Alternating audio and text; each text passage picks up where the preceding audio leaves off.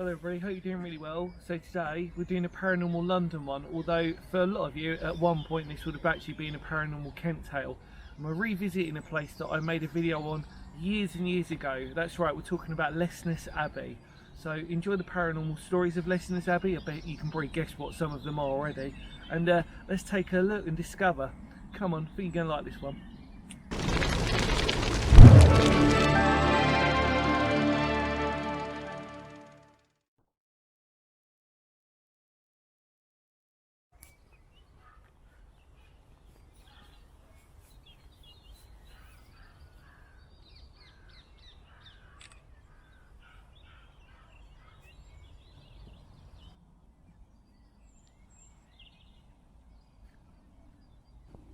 Hello everybody and welcome back to the Paranormal Tales of Lesnes Abbey. Like I said, but for some of you, you might refer to this actually as being in Kent.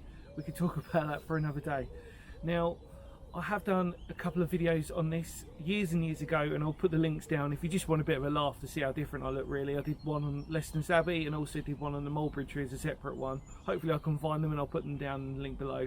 They won't be the greatest of quality, but like I've always said on this channel, I only really intend to explore places once so that I'll have the opportunity to keep moving and trying to record new places for all of you and for myself to get out there.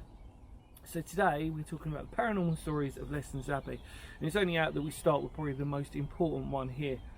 Lesnes Abbey was built in the late 12th century, early 12th century, late 1100s, and its founder's daughter, Rosie of Dover, her heart was buried here, standing behind me, and it is her ghost, which is our first paranormal tale of today. It's said that her ghost is said to come back and haunt Lesnes Abbey, looking to get back her heart that she lost, which is a fantastic little sort of folk tale incorporating into the actual the stonework and foundation of this place. Obviously, if we believed in stone tape theory, the idea that she did spend a lot of her residency, she grew up in and around Lesnes Abbey, but what's really interesting about her story was that she actually did move away, Rosie of Dover, and then obviously, but when she passed away, they decided that they were going to bury her heart here instead. And this is quite common with paranormal tales. Obviously, if bits of somebody, especially heart or ligament, sometimes like a head, sometimes that can be the cause for them to return back and obviously, you know, find it or replace it, or however you want to sort of refer to it in a spiritual sort of sense. So that's our first paranormal tale. So should you see a younger woman dressed in sort of medieval gowns walking around this abbey, it might be that you've just seen Rosie of Dover looking for her heart. On to the next one. Come on.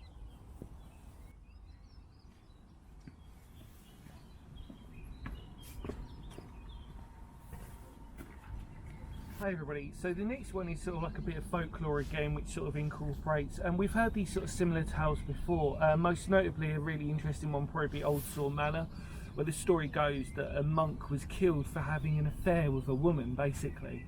Obviously at that period of time it was probably quite frowned upon. Obviously Lesnes Abbey is famous for having monks, so obviously with that folk tale or that story of this monk having been killed for having an affair with a woman or being with a woman, as you can hear the birds in the background, in 1981 there was a teenager who had literally quite a local teenager who sort of been popping around Lesnes Abbey. As you can see, it's quite busy even on a sort of like quite a calm morning day, and this teenager reported having seen a monk, and he was so convinced about it that he actually referred to it as having been an entity like, and it was basically walking around this abbey quite freely.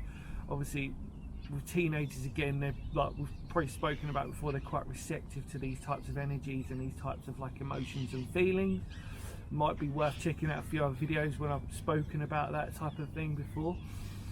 But what's really even more interesting on top of this is with the folklore, it backs itself up that it's on every 31st of October that it's said that you can see this monk either being killed, having been executed for his crimes of passion, or that the woman who was associated with being killed by the monk, it's kind of like an either or either type of situation, but it's reputed that on the 31st of October is when you can see this monk. However, this teenager in 1981, from what I found, didn't see this monk on that day, but was literally just on his normal sort of like wander jaunt around Lesnes Abbey and happened to see this monk, and he was so convinced by it that it was apparently travelling through the whole of this site. It's kind of amazing to sort of see that, because obviously with ghostly entities, as we know, they can be quite fleeting, but in this report it seems like this monk especially had been reported to actually have quite a lot of longevity, as it was sort of travelling through with that sort of translucent ghostly apparel. So there you go, there's another tale from Lesnes Abbey.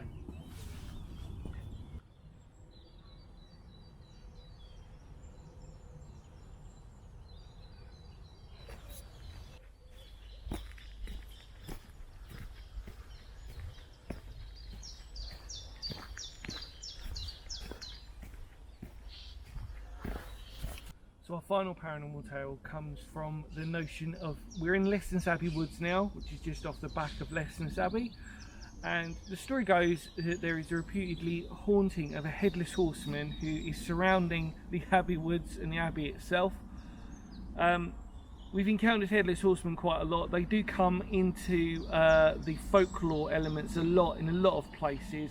The idea of this spiritual sort of like entity that is meant to actually be quite a scary entity. Probably one of the most famous cases is obviously Sleepy Hollow. Probably all seen that, the Headless Horseman, obviously. But with that, it's said that this Headless Horseman is meant to roam the whole of Lesnes Abbey Woods and the whole of the area. And you can imagine on a dark night this actually being quite a sort of like interesting place to sort of visit. What's also interesting about this wood is that it expands on the tale of the monk being seen within the wooded area, obviously wearing its typical sort of like monk-like garbs and cowls, even with a hook at one point it was noted as, and like a lantern as well, but believe that what you will really. But yeah, Lesnes Abbey Woods, fascinating sort of tales. It's got a lot of history actually, and there's stuff on here that I may visit at some point, although it's not what you can see on the ground. Shall I just sort of give you an eye, a wink wink on that? But we might cover that at another date. But there you go, that's our final tale of Lesnes Abbey. The Headless Horseman was sent to roam this area of Lesnes Abbey Woods. So let's hope you don't ever see that sort of person going along here at night. That'd be quite a scary one, wouldn't it? Anyway, there we are. Let's head out, come on.